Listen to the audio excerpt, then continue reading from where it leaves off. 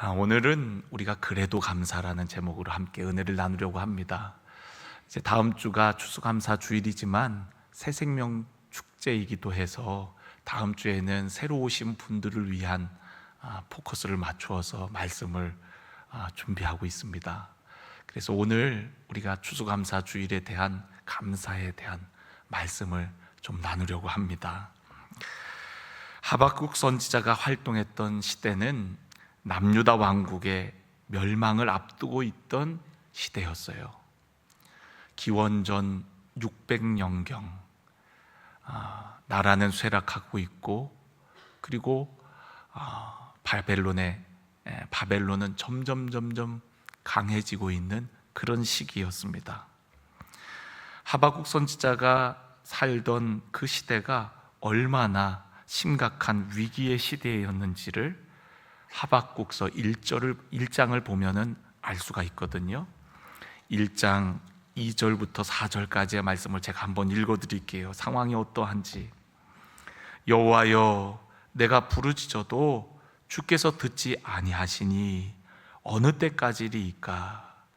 내가 강포로 말미암아 외쳐도 주께서 구원하지 아니하시나이다. 그러니까 하나님이 안 계신 것 같이 느껴지는 때였어요. 부르짖어도 하나님의 응답이 없습니다. 강포로 말미암아 외쳐도 주님께서 구원해 주지 아니하시는 것 같이 느껴져요. 3절을 보니까 어찌하여 내게 죄악을 보게 하시며 패역을 눈으로 보게 하시나이까? 겁탈과 강포가 내 앞에 있고 변론과 분쟁이 일어났나이다. 눈을 떠서 보면은 강포와 패역과 겁탈과 그냥 단어들 자체가 너무 무섭지 않습니까? 지금 이 선지자의 눈에 보이는 그 시대적 상황이 너무나도 심각하고 또 위기의 때인 거예요. 4절을 보니까 이러므로 율법이 해이하고 정의가 전혀 시행되지 못하고 이는 악인이 의인을 애워쌌으므로 정의가 굽게 행하여짐이다 라고 말씀하고 있습니다. 도대체 정의를 찾아볼 수 없는 상황, 조금 정의롭다고 생각되어지는 사람들조차도 악인들이 그냥 애워싸갖고 매장시켜버리는 시대가 바로 하박국 선지자가 살던 시대였다라는 거예요. 얼마나 답답했을까요? 얼마나 하나님을 향한 원망이 있었겠습니까? 하박국은 하나님이 계시다면 정말 이럴 수가 있습니까? 하나님이 정말 살아계시다면 어찌 이 나라에 이러한 일이 일어날 수 있단 말입니까? 하면서 하나님 앞에 부르짖으며 의문을 가져요. 그런데 하나님께서는 하박국 선지자에게 놀라운 응답을 주시거든요. 그 응답은 하박국 선지자가 원하는 응답은 아니었어요. 뭐라고 응답하시냐면, 그래, 나도 알고 있다. 너희 나라의 지금 상황이 그처럼 어렵다는 것, 심각하다는 것 나도 알고 있다. 그래서 내가 저 갈대아 사람들을 통해서 너희들을 징계할 것이다. 이렇게 말씀하시는 거예요. 그랬더니 하박국 선지자가 놀래갖고, 아니 하나님 뭐라고요? 지금 뭐라고 하셨어요? 저 갈대아 사람들을 통해서 저희들을 심판하시겠다고요? 아니 저 갈대아 사람들은 하나님도 안 믿고 하나님을 알지도 못하고 저들은 우리보다 더 악한 자들인데 저 악한 자들을 통하여서 하나님의 백성을 심판하시겠다고요? 의로운 사람들을 심판하시겠다고요? 어찌 그럴 수가 있단 말입니까? 하나님 앞에 다시 의문을 품고 간구합니다. 하나님, 정말 이렇게 하는 게 하나님 옳은 방법입니까? 그러면서 하나님 앞에 따지듯이 기도를 하는 거예요. 여러분, 오늘 우리들도 살아가면서 하나님이 정말 계시다면 어떻게 이 세상이 이렇게 불공평하고 또 부주의한 일이 있고 어떻게 이럴 수가 있나? 우리는 하나님을 믿고 하나님을 섬기는데도 불구하고 왜 내 삶에는 하나님의 도우시는 손길이 없는 것 같고 여전히 바뀌지 않는 환경으로 인하여서 고통 가운데 있어야 하는가? 우리는 하나님의 존재에 대해서 의심을 품고 또 때로는 답답한 마음으로 하나님 앞에 간구할 때가 있잖아요. 하박국 선지자도 마찬가지였어요. 도무지 이해가 되지 않고 하나님께서 나의 간구에 응답하셨지만 그 응답하신 내용을 받아들일 수가 없는 거예요. 하나님 정말 그렇게 하신다고요? 어떻게 그러실 수가 있어요? 하박국 마음에는 하나님의 응답조차도 받아들일 수 없는 것이었단 말이죠. 보여지는 상황과 환경은 바뀌지 않고 여전히 우리의 상황은 비참하고 어려운 상황이었거든요. 그런데 오늘 우리가 읽은 본문 말씀을 보면 그러한 상황이라 할지라도 여호와로 말미암아 기뻐하고 구원의 하나님으로 인하여 즐거워한다라고 고백합니다. 아니, 바뀐 상황이 아무것도 없는데, 아니, 하나님의 응답을 듣고 보니까 더 황당하고 이해할 수 없는데 무엇이 하박국으로 하여금 기뻐하고 즐거워할 수 있게 했단 말입니까? 무엇이 하박국으로 하여금 하나님을 다시금 찬양하고 높일 수 있게 했단 말입니까? 보여지는 상황과 환경 한 개도 내 마음에 드는 것이 없고 바뀐 것이 없는데 어찌 하박국 선지자가 그가 쓴 성경에 보면 마지막 부분에 그토록 하나님을 찬양하고 신뢰하며 기뻐할 수 있단 말입니까? 여러분, 오늘 우리의 삶 가운데에도요, 보이는 상황과 환경으로 인해서 여전히 힘들고 어려운 분들이 계세요. 하나님 앞에 기도하지 않는 것이 아닙니다. 하나님을 믿지 않는 것도 아닙니다. 하나님의 말씀에 순종치 아니하는 것도 아닌데도 불구하고 여전히 내 상황은 바뀌지 않는 것 같고 환경은 어렵고 눈만 뜨면 마음의 답답함과 어려움을 보는 분들이 계시리라 생각되어집니다. 여러분, 그래도 우리는 감사해야 돼요. 저는 오늘 이 말씀을 통해서 하박국 선지자와 같이 여전히 상황은 어려웠지만 그래도 기뻐하고 찬양했던 것처럼 우리들의 신앙도 하박국 선지자의 신앙처럼 하나님을 높이고 찬양하며 감사하는 삶이 되어지기를 간절히 원합니다. 그러면 어떻게 우리가 그래도 감사할 수 있겠습니까? 첫 번째는 우리가 기도의 자리로 나아갈 때 그래도 감사할 수가 있어요. 하박국이라는 이름의 의미는요, 껴안다, 포옹하다라는 의미를 가지고 있어요. 교회에 나오시지 얼마 안 되시는 분들은 하박국을 찾으라 그러면 아니, 웬 교회에 호박국이라는 이름이 있나, 그런 분들이 계시는데요, 히브리어로 하박국은 껴안다, 그런 의미를 가지고 있어요. 하박국은 자기 민족이 하나님 앞에서 행한 모든 죄악을 껴안고 하나님 앞으로 나아가서 마치 하나님을 껴안고 간구하듯이 기도했던 사람이 바로 하박국 선지자입니다. 하박국은 기도를 통해 하나님의 응답을 받아냈어요. 하박국은 백성들 편에서 하나님께 따지듯이 간구합니다.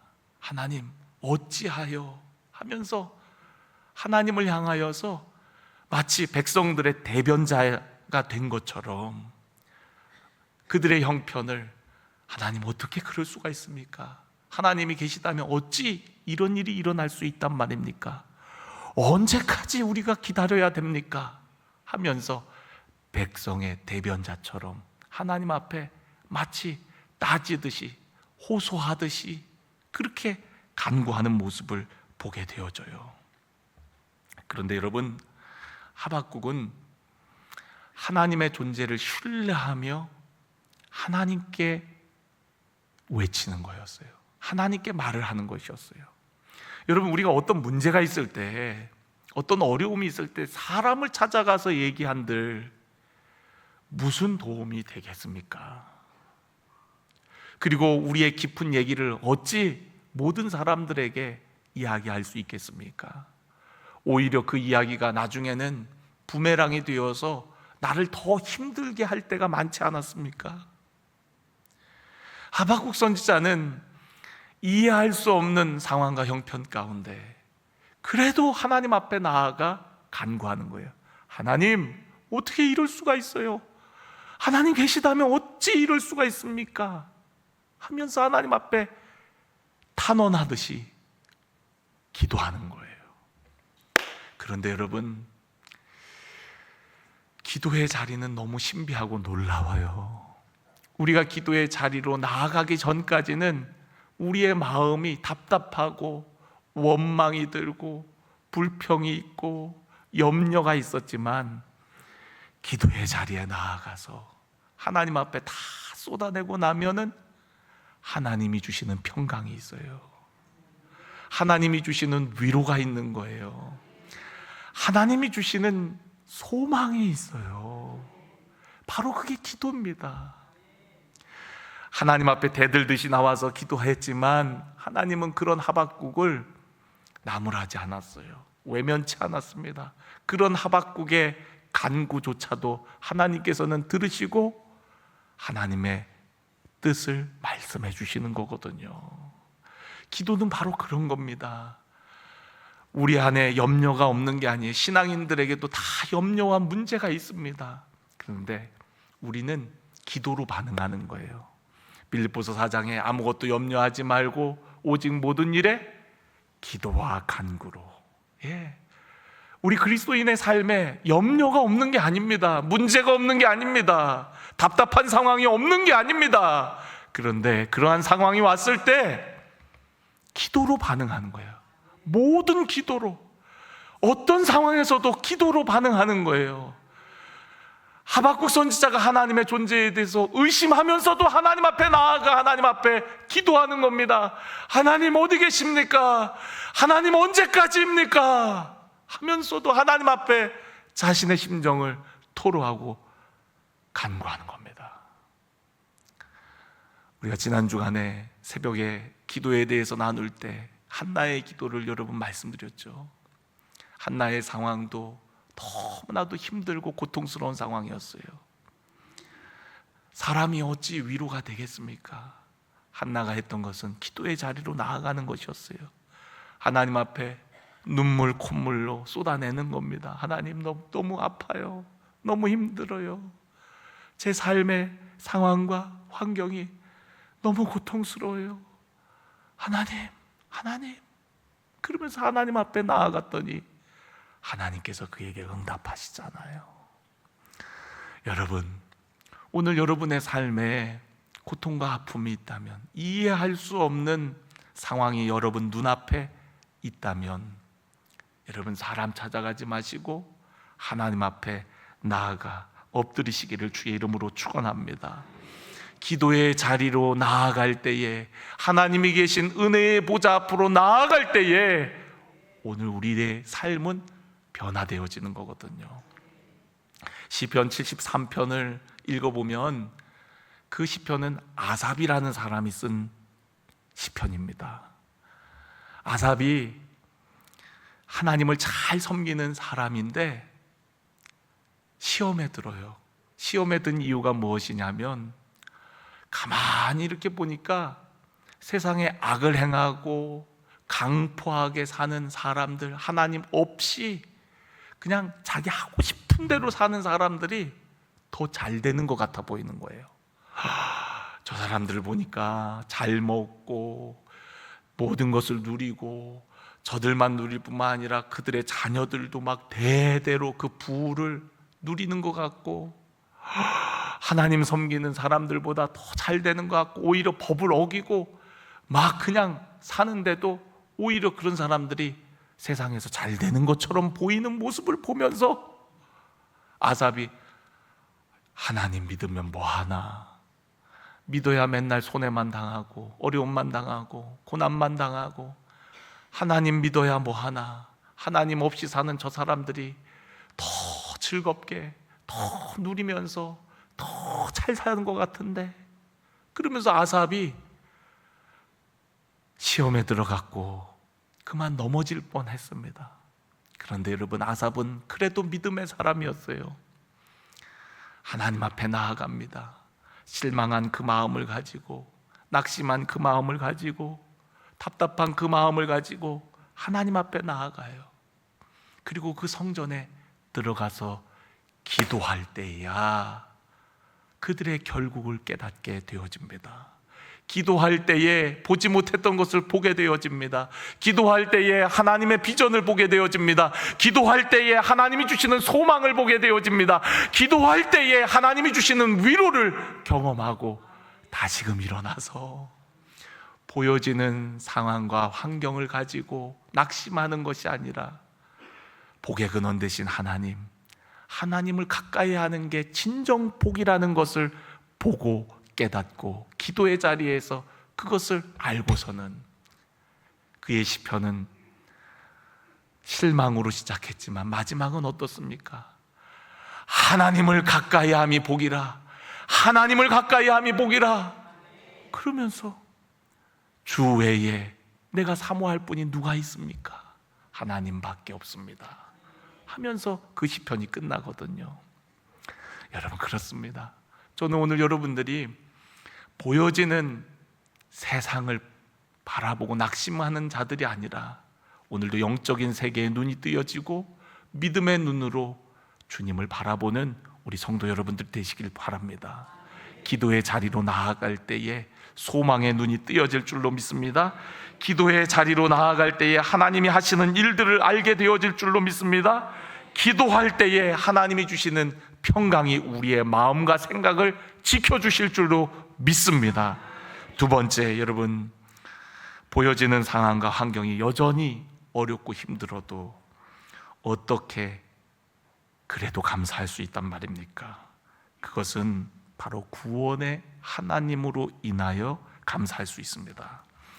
오늘 우리가 읽은 본문 말씀 17절을 보면 하나님의 응답이 있었지만 하박국 선지자의 상황은 여전히 어렵고 또 힘든 상황임을 표현하고 있는 말씀이에요.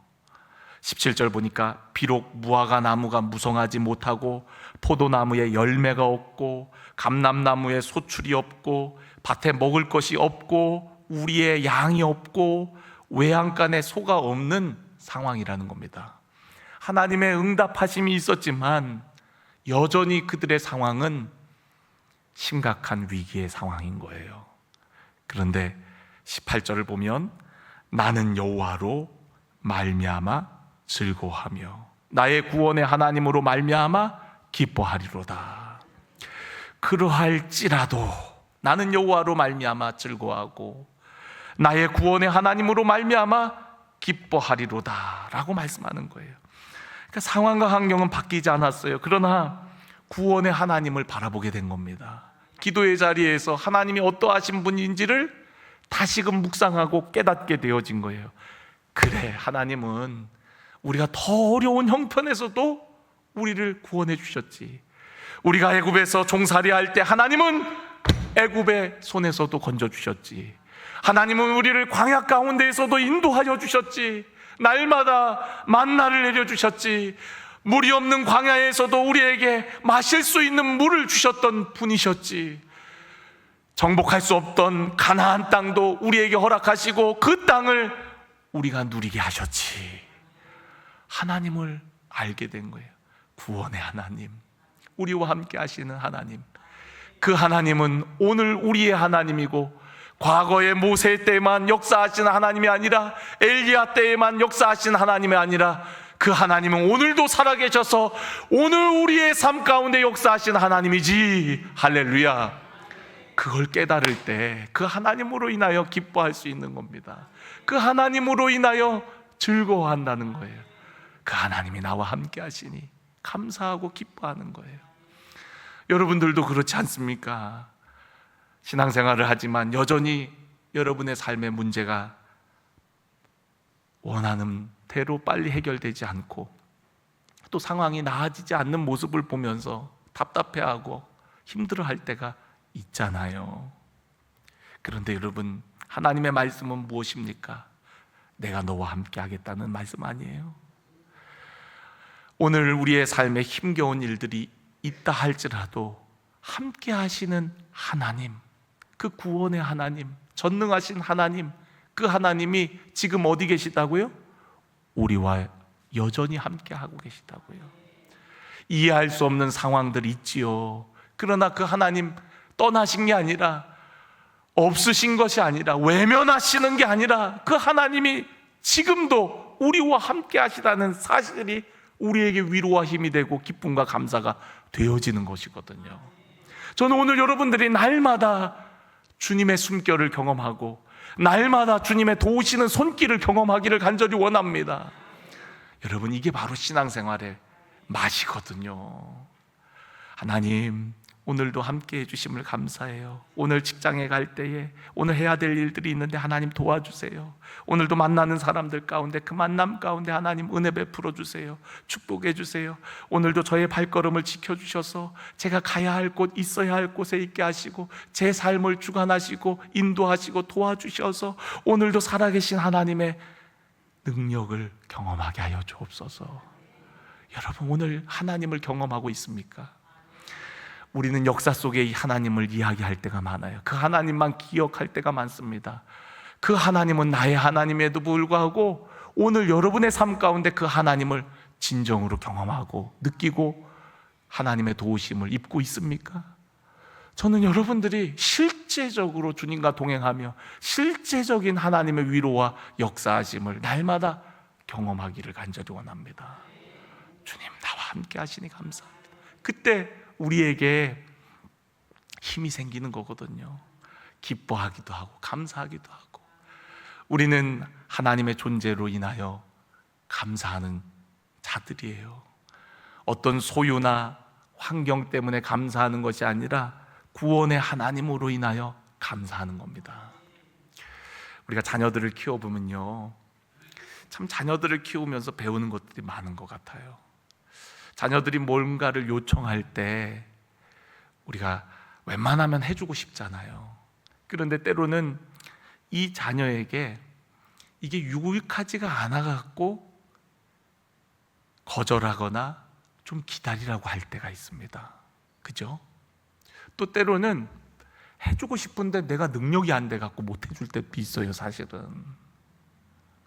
그런데 여러분, 이 아이가 부모님이 해준 것으로 인해서 기뻐하고 감사할 수도 있지만, 여러분, 그거를 떠나서 부모님이 있다는 것 때문에 부모님과의 깊은 교제 가운데 있다면 부모님이 있다는 존재가 이 아이에게 진짜 행복인 거예요.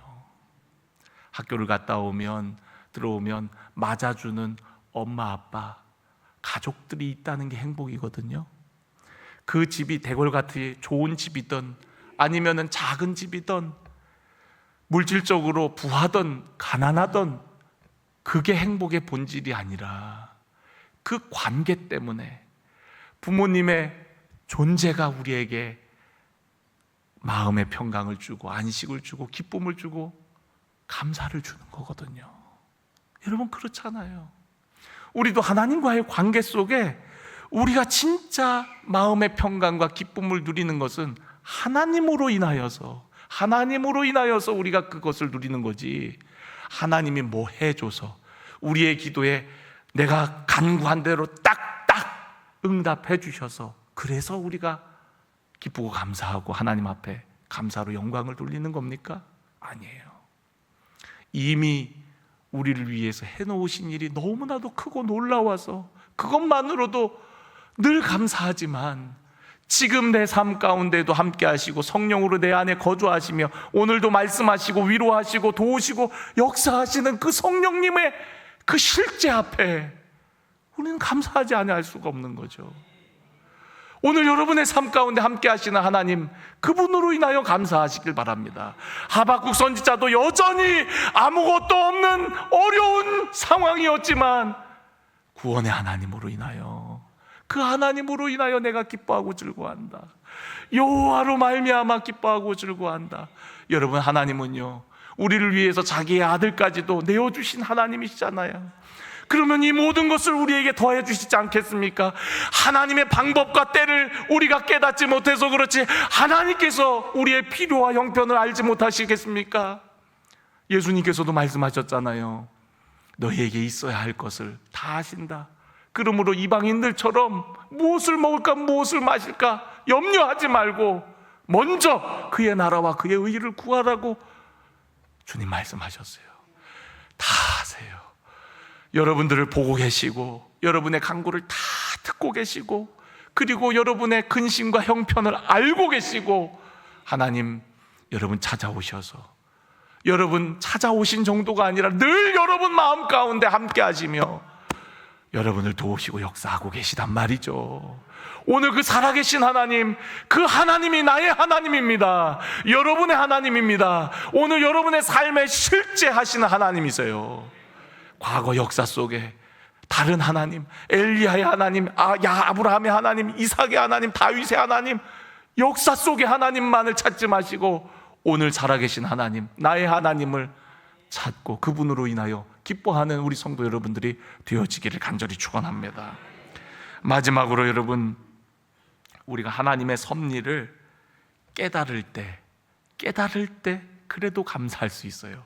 아무것도 바뀌지 않았지만 하나님 뜻을 알게 되었을 때 그런 거구나, 그렇구나, 그러고서는 우리는 감사할 수 있는 거예요. 감사는요, 절망 중에 소망을 품게 하는 능력이에요. 감사는 절망적인 상황을 무시하지 않아요. 우리에게 일어난 슬픈 사건에 대한 감사가 아닙니다. 어찌 고통스러운 사건에 대해서 우리가 감사할 수 있겠습니까? 어찌 불행한 사건에 대해서 우리가 감사한단 말입니까? 고통스러운 병에 걸린 환자가 어찌 그 병을 감사할 수 있단 말입니까? 사랑하는 사람을 상실한 사람이 어찌 그 현실 속에 감사할 수 있습니까? 그럼에도 불구하고 우리들이 하나님 앞에 감사할 수 있다면 그것은 고통스러운 상황으로 인하여 고통스러운 사건에 대한 하나님의 섭리를 믿기 때문에 감사하는 거예요. 그 사건 자체 때문에 감사하는 것이 아니라 그 사건 가운데도 우리와 함께 하시며 우리를 이끄시는 하나님의 뜻이 있기에 그래서 감사하는 거예요. 하나님의 섭리에 대한 감사입니다. 우리가 로마서 8장 28절, 하나님을 사랑하는 자 곧 그 뜻대로 부르심을 입은 자들에게는 모든 것, 이 모든 것에는 좋은 것뿐만 아니라 나쁜 것, 모든 것들이 다 합력해서 선을 이루도록 하신다고 하지 않았습니까? 그러니까 여러분, 하나님은 그러한 좋지 않은 상황 속에서도 하나님께서는 우리를 가장 선한 길로 인도하고 계시다는 거예요. 아까 제가 설교 초반에 하박국 선지자가 답답한 마음으로 따지듯이 하나님 앞에 간구했다 그랬잖아요. 우리가 하박국서를 읽어보면요, 하박국 선지자가 정말 하나님을 향해서 너무 답답한 마음을 다 그렇게 표출을 해요. 1장 3절에도 보면 어찌하여 내게 죄악을 보게 하시며 하면서 그렇게 얘기를 하고요. 또 1장 13절에도 보면요, 주께서는 눈이 정결하심으로 악을 참아 보지 못하시며 폐역을 참아 못하시거늘 어찌하여 거짓된 자들을 판관하시며 악인이 자기보다 의로운 사람을 삼키는데도 잠잠하십니까? 여러분, 이거 정말 이게 좋게 이렇게 순화해서 얘기했지, 하나님 도대체 뭐 하고 있는 거예요? 도대체 하나님이면 지금 이 상황 보고 가만히 있으면 되는 겁니까? 지금 뭐 하고 있는 겁니까? 지금 하나님 앞에 이렇게 얘기하는 것과 같아요. 주께서 어찌하여 사람을 바다의 고기 같게 하시며 다스리는 자 없이 벌레 같게 우리 벌레 취급하는 거예요? 하나님, 우리 그 정도밖에 안 돼요? 하나님, 그래서 우리 만드신 거예요? 우리 이렇게 벌레처럼 의미 없이 짓밟히며 살으라고 그래서 만드신 거예요? 진짜 하나님을 향해서 정말 하고 싶은 얘기를 다 한 것 같아요, 제가 볼 때. 그러면서 1장 마지막 부분에 보면요, 이렇게 얘기해요.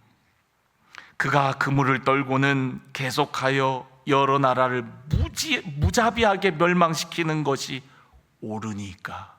하나님, 저들이 마치 그물을 가지고서 그냥 막 무자비하게 막 다 걷어들이는 것처럼, 잡아 죽이는 것처럼 그렇게 하는 게 옳으니까. 하나님, 저런 갈대아인들을 통해서 하나님 지금의 이 상황들을 해결하시겠다고요? 이게 맞아요?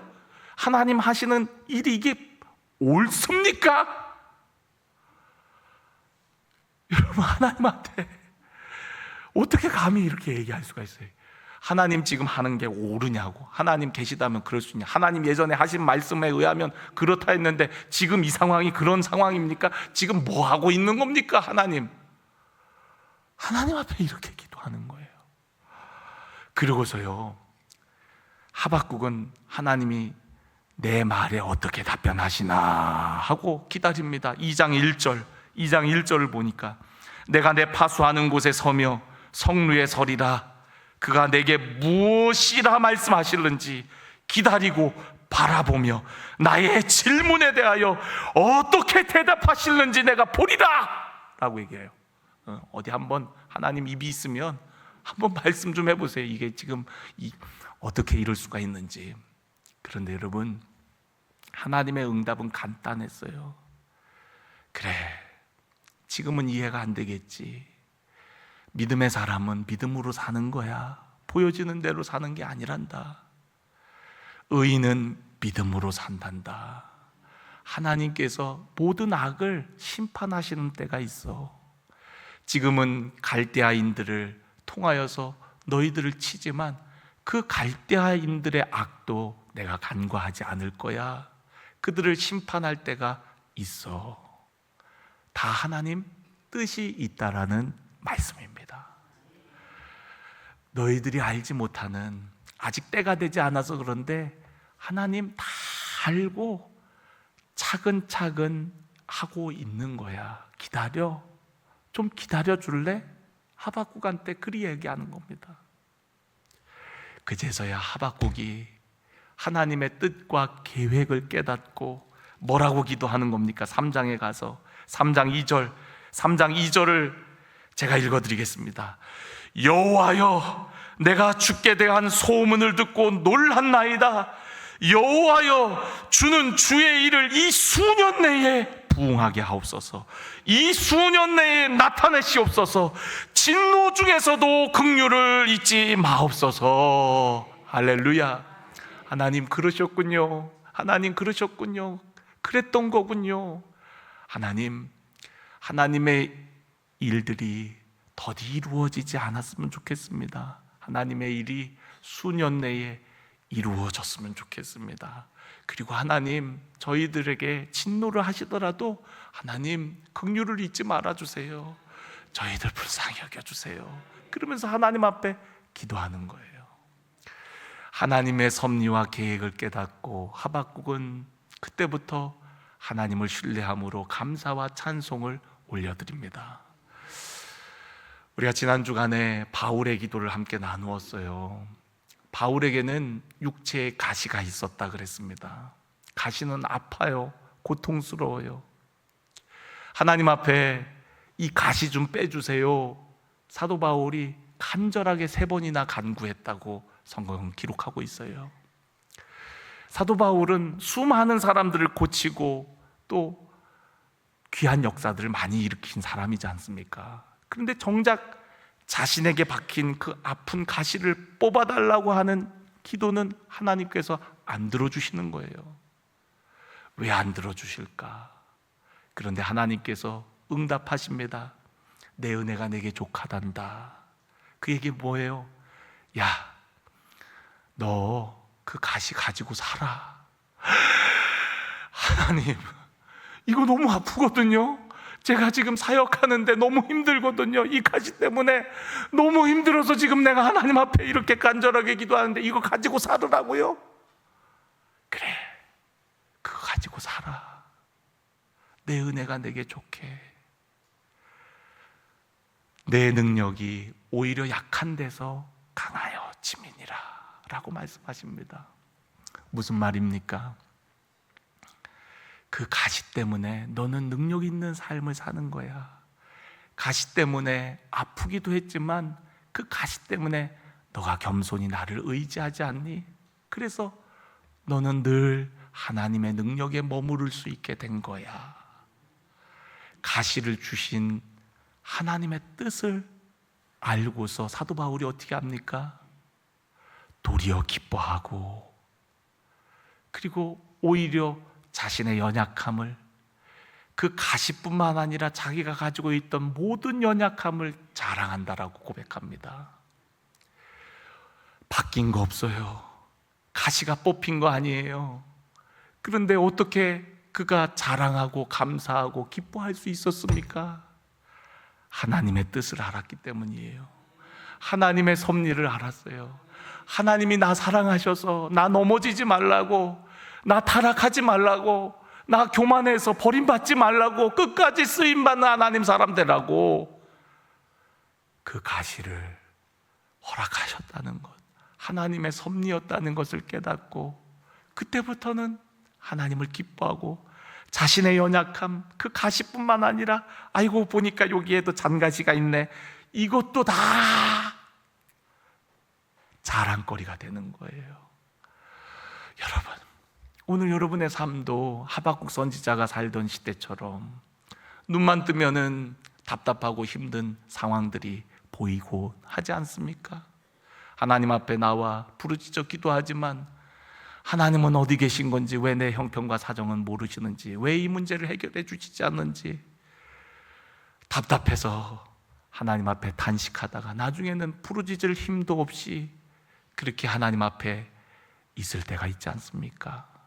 그런데 여러분, 저는 오늘 여러분들이 그 기도의 자리에서 하나님의 뜻을 발견하기를 원합니다.